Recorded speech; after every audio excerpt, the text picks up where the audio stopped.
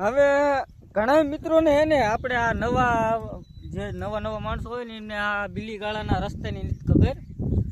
તો આપણે જે આ બિલ્લી ગાળાની આ પહાડ રહી ને એ ચોટીલાથી 7 કિલોમીટર અંદર આવેલી છે. આપણે ચોટીલાથી થાન રોડે ચડી જવાનું અને થાનથી નવા ગામથી કોકને પૂછતું આવવાનું, કેમ કે નવા ગામ પછી છે ને આના રસ્તા તમને નહીં જડે. એટલે નવા ગામથી અંદર કરો ને એટલે તરત જ તે જે માણસો દેખાય એમને પૂછી લેવાનું કે ભાઈ બિલ્લી ગાળામાં જવાનો રસ્તો કયો, એટલે તમને અહીંનો રસ્તો બતાવશે.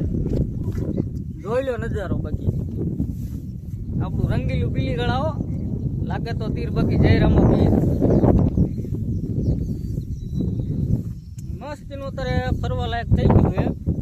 અને આપણે આમ ખાડા અંદર આવેલા હે ગણેશ્વર મહાદેવનું મંદિર છે, તમારે દર્શન કરવા હોય તો. બાકી અહીંયા જોઈ લો નજારા, જોઈ લો તમે.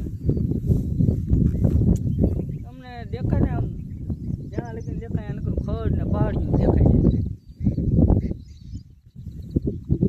ખડ મસ્તીનું થઈ ગયું. અને હોન્ડા કદાચ બાઇક લઈને આવો ને તો બહુ ધ્યાન રાખવું, કેમ કે કાંકરામાં થોડીક ખરવાની શક્યતા બહુ રહે. હું તો 4-5 વખત ઝીકણ હોય આજની લીધી.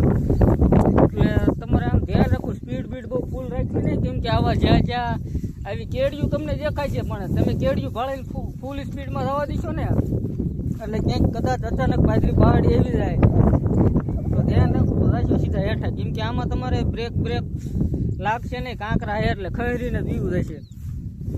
એટલે બાઇક લઈને આવો તો ધીમું આંકવું, નકર ઠોકાઈશો.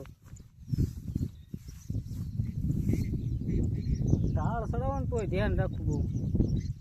બાકી જોઈ લો નજારો, લાગે તો તીર બાકી જય રામા પીર.